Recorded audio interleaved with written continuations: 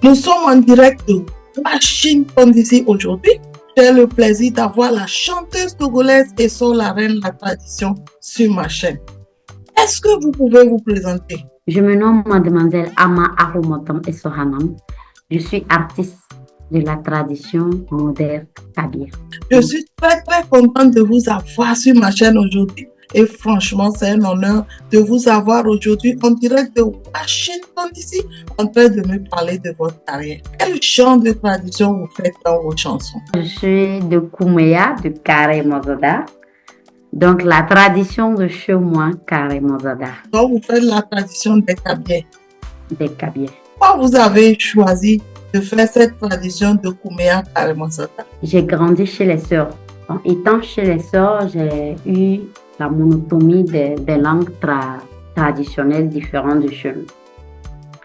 Donc, à chaque fois, j'étais imbibée dans la tradition des autres ethnies. Et je ne connaissais pas la tradition de chez moi. Quand j'ai eu l'âge de Akpema, j'ai décidé de rentrer chez moi réellement pour qu'on me fasse Akpema. Et là, j'ai su que réellement, je n'étais pas chez moi et que les conditions ont commencé à s'opposer. Et là, j'ai dit non, il faut que moi aussi, je puisse valoriser ma tradition. Comme ils ont refusé de me montrer la tradition de chez moi, réellement, je préfère aller le faire moi-même à la découverte de ma langue kabyle et de ses traditions. Voilà ce qui m'a poussé à le faire. Quand vous avez décidé de devenir chanteuse, vous avez choisi de prendre votre tradition. Ma tradition.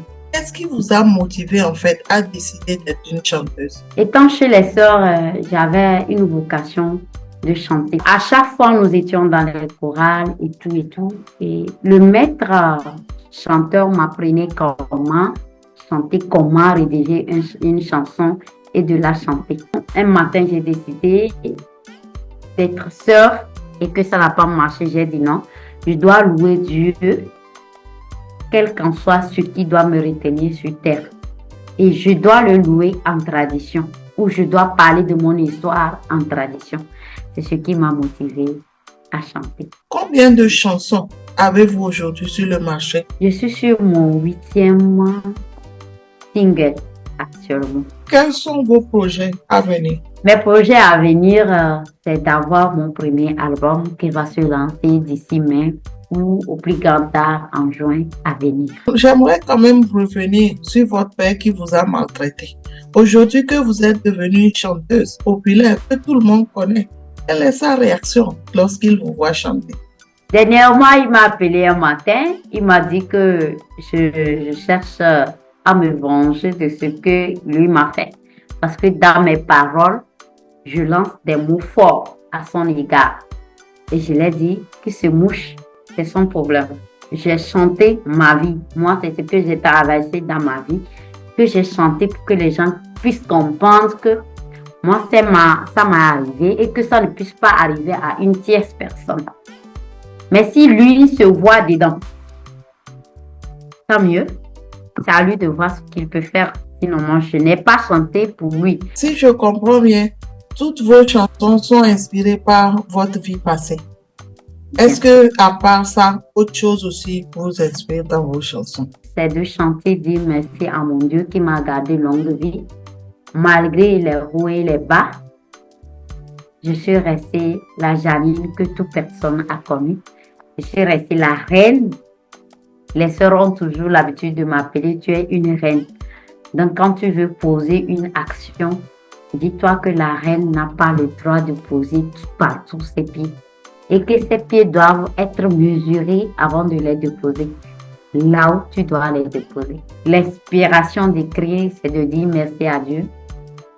Dans mes prochaines chansons, c'est ce que j'aurai à faire. De lui dire merci pour la vie qu'il m'a donnée, la grâce qu'il m'a gardée chaque jour et la force qu'il m'a donnée. Je crois que c'est à cause de Dieu que nous vivons. C'est lui qui nous donne la respiration. Et moi, je suis d'accord que vous rendez gloire à Dieu pour ce qu'il a permis que vous deveniez aujourd'hui, malgré tout ce que vous avez traversé dans la vie. C'est cette histoire avec les sœurs qui vous appelaient la reine, qui vous ont poussé à choisir votre nom d'artiste, c'est ça? Comme je le disais, si petit, moi, j'étais à la porte. c'est les sœurs qui m'ont ramassé. Et quand on m'a amené, la sœur Koutelibena, sœur Marie-Cécile Koutelibena, a dit que le jour qu'on m'a amené chez elle, j'étais presque mort à moitié. Elle a préféré me donner le nom Reine, la reine. Donc, c'est par après, elle a appris que mon prénom était Essohanam. Et ils ont coupé. Là, ils m'appelaient Esso la reine. J'ai dit, pourquoi ne pas mettre le nom reine que je suis? Parce que si Dieu m'a gardé vie, Dieu m'a donné longue vie jusqu'à aujourd'hui. Après 6 opérations successives, je dois mériter le nom reine. Donc, j'ai pris le nom reine. Vous avez connu une enfance très difficile. Dieu vous a sauvé la vie. Pas parce que vous deviez être quelque chose aujourd'hui que le diable a voulu très tôt vous éliminer. Et sur la reine, depuis quand avez-vous commencé votre carrière? J'ai commencé mon carrière en avril 2024. Bien sûr que j'avais commencé longtemps, mais je suis tombée sur les gens qui ne m'ont pas dirigée sur une bonne route.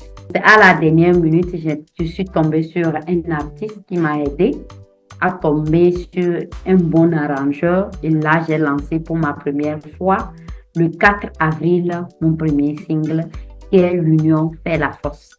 Vous avez l'air de quelqu'un qui chante depuis des années. Vous avez l'air d'une personne expérimentée. Qu'est-ce que vous pouvez dire aujourd'hui de ce que vous avez traversé déjà en tant qu'artiste? Pour être artiste, comme je l'ai dit plus haut, ce n'est pas difficile.